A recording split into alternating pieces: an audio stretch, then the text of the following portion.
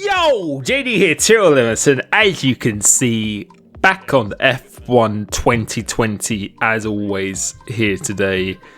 And we are back again with some more online lobbies. I do this every single Tuesday. I actually stream on the Veloce Twitch account from 12 till 2 UK time, so midday till early afternoon. So if you want to take part in these, make sure you're online at that time, and it's an open lobby and you can just join in. And today we are doing a custom grid where I start last, and we're at Australia because this is a track that I think is actually really underrated. I really enjoy driving this track, and we're going to see how good the racing actually is. So we're in the lobby again. We've got like to Ron Ha, Arch, Jesse, Thomas, some very fast drivers. As Ron Ha's already got a drive-through penalty. So here we're going to just try and finish as high as we possibly can. So just avoiding the carnage straight away. And we've gained 8 positions in a space of one corner. Someone else has just parked it on the side. We're going to go around the outside of FRA Arch, driver I race against on a regular basis in these lobbies.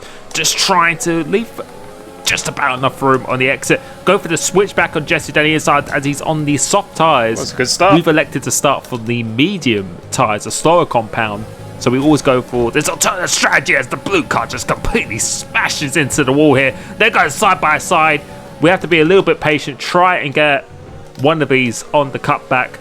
So the Hazard NFO gets a poor exit. And now we're into P7. So we've already made 13 positions. This feels like a career mode from some people against the AI. But we just had a very good start. Nothing too aggressive. And sometimes when you just wait for the carnage to unfold ahead of you, then you just pick up the pieces. So now we're into P6 because I think someone's already elected to pit. Absolutely we had horrendous. a poor exit. Someone just got Spinella on the exit of turn 1 there again. And Jesse's trying to go around the outside because he is on the soft tyres, the faster compound at this stage here. But we just about managed to preset for keep medium the position. tyres. And now we're into the top 5.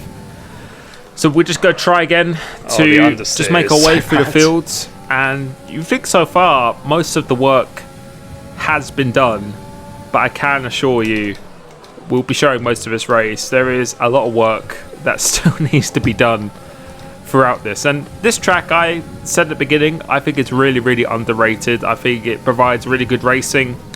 You have to manage your tyres. There's an element of tyre temperatures. There's someone lazy. Winners going very out wide. So we're just going to have a little dab of the overtake just to get that move done. And now we're into P4. No way he can really go around the outside of us there. And I think Jesse has followed him through. But going back to this track, I think it is, I really enjoy it. I think it's just got a combination of all the corners you want. It's very hard to hook up. Track limits are very difficult as well. So I just think it provides a really good challenge. And I've always just enjoyed driving this track. So we're trying to close in. We set the fastest lap actually, in fact, on these medium tyres, which is a pretty good sign. But I know the medium tyres are actually quite decent around here because the softs really only last a good pace-wise from 5 to 6 laps. Really absolute max as we get our first invalidation as Lazy Willer vacates from this race. Now we're going to try and catch up to Riot Astonished, if I can read that correctly. He's on medium tyres as well, so we should be able to get in his DRS relatively quickly. So that is the aim, as Jesse is a fast driver behind me. I think I raced him before. One of my videos around Hungary had a really good battle with him, so I know he's a very fast driver. VRT Lily's in here as well, so we've got a good 4 or 5 very strong drivers to do league racing on a regular basis here, as we've got the DRS on Riot, which is going to help me, was going to help protect me from Jesse behind. He goes slightly deep.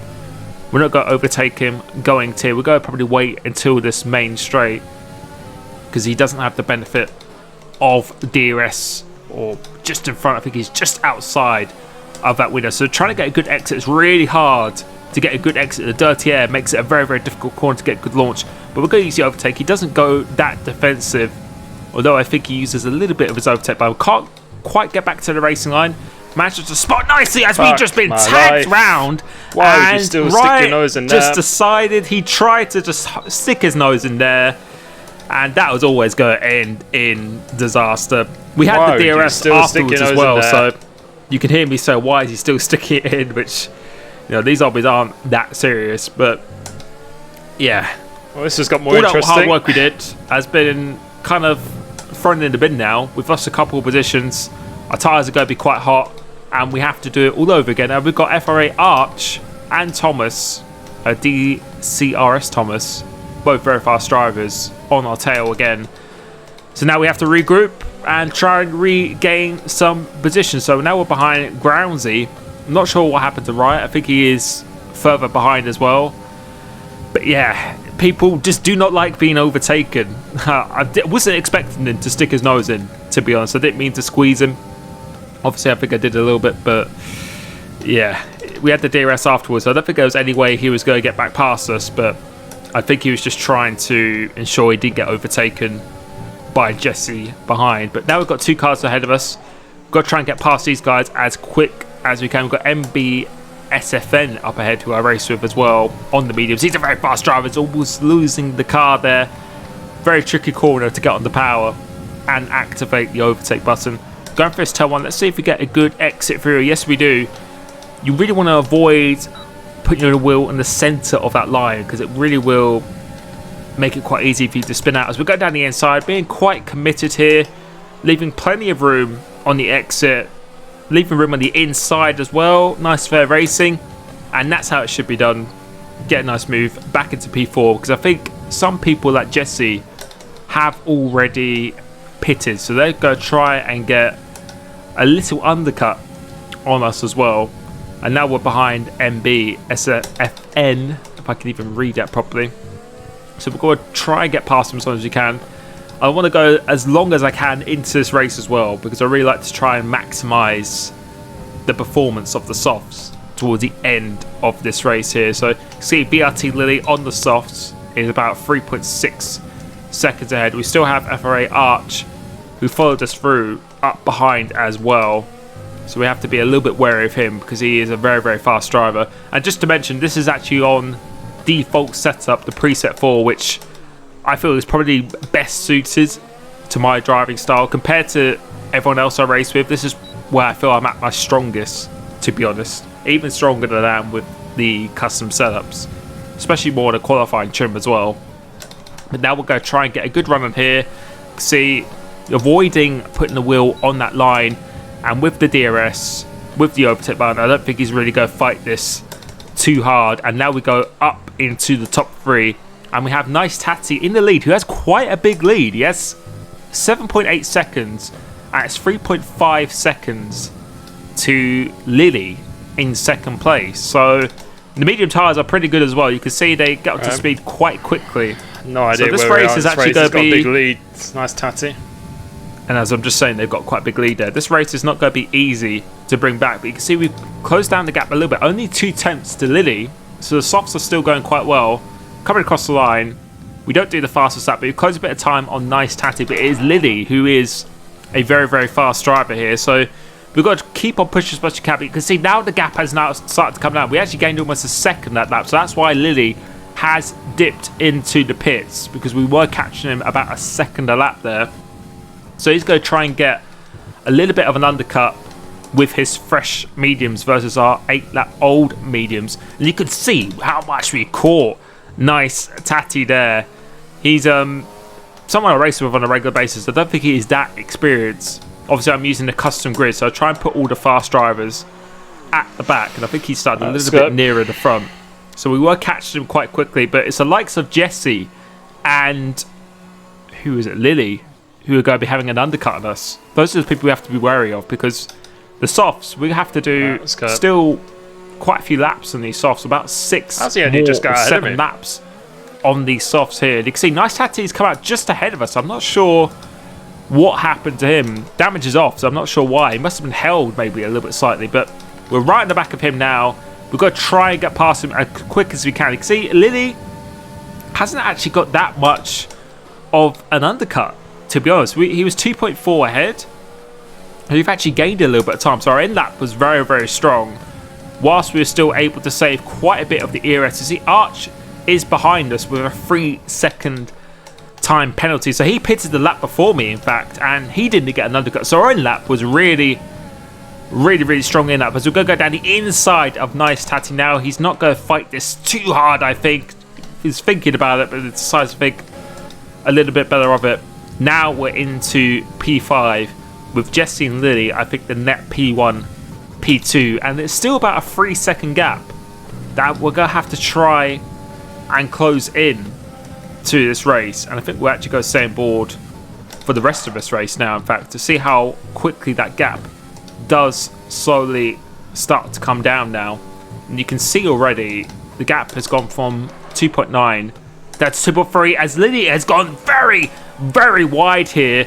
And this is great for us because we should be able to have a chance to overtake him on this lap, but unfortunately we weren't within the detection zone, so we're not going to get the DRS in the exit of this turn 1 as well. Trying to get a good exit, avoiding that line. As I said, either you want to be driving all over it or missing it entirely. And you can see the gap has already come down to 1.7 to Jesse up ahead, so these soft tyres are performing very, very well at this stage of the race. But as we saw in the first stint, the crossover period happens quite quickly between these two tyres, and that's the same when it comes to league racing in the 50%. After 4 or 5 laps, the mediums are actually the quicker compound, so we really need to try and get a move on. The good thing is that they have pitted, I think Jesse pitted quite early in this race, and Lily pitted about a lap or so, well, I think a lap before me as well, so we should have still good tyres for 5 or 6 laps. Really to the end of this race, we should technically still have just about a faster compound. Only till the last lap is when it will start to level out a little bit. As now we're coming up to Lily, couldn't really overtake on this lap, and he's actually caught up to the back of Jesse as well, who is suffering a little bit with those older tyres. He goes a little bit deep again, so he seems to be struggling on that corner here. So we're going to try and go for the switchback. So hard to get on the power here. We're not going to use any overtake down the straight because there's no way we're going to overtake him whilst he has the DRS. But going for his tail one, let's see if we can get a really good tail one. We get a fairly decent-ish exit, but again, we're not close enough here. So I think we're just catching, all of us are just catching Jesse, and we'll just go all bunch up into one. So I've got to try and get Lily before the end of this lap. If I can do that, then that will put me in an absolutely great position to try and take the lead of this race, after we've already spun at this race as well. So don't forget, we did a full 360, I think, in this race. So the comeback has actually been very, very good so far. I was thinking about down the inside there, not going to be close enough. This curve is similar to turn 1 on the exit. You either want to go on it completely or miss it if you want to get the best traction. Otherwise, it will just auto spin you. Going through this fast left right chicane, one of my favourite calls on the game here. He goes a little bit deep and he gets compromised in the exit, so we take full advantage of that. Going to be an easy move in the end here. And we have about 40% ERS, so we have a good amount of ERS to play with as well. And with Jesse, this should be quite an easy overtake now. Shouldn't really be too difficult. My tyre should be much faster than him at this stage of the race here. So we're going to use the overtake button, not here, but on the exit. And you can see his red light is actually flashing as well. So we're going to prepare the overtake button for the exit of this corner, trying to get a good run. And we actually do get quite a decent run. So using the curb this time, now using the overtake button, you can see how much more straight line speed we have. So we're going to go around the outside, going into this corner here. But then if you go on this curb right here, it will give you the auto spin. Sake, man. And you can hear I'm getting frustrated there, but to be honest, when I look back at this, that was completely fair game. That was not his fault. That was just me. He used the track effectively there to push me out wide, and I would be doing exactly the same. So this track is quite lethal. If you go on the curbs, I think I did it in my WR race around here on turn 1. If you just go on the curb wrong and accelerate in the wrong way, it's going to punish you. You have to either fully commit or stay off it completely. So that is spin back in 3 seconds. number 2, and we have to try and get back at this race once again here. So we're going to try and catch up as quick as we can. We've got about just over 3 laps of this race still to go here, so about almost within a second of VRT Lily. So I don't know if he got caught in the spin as well. I think he might have done actually, in fact. So we're going to get the detection point, which is good. I think we're going to stay on board for the rest of this race as well. And let's see if we can bring ourselves back into this race after the 2 spins we've had so far in the space of 12 laps. So coming into here, I didn't get DRS actually, in fact.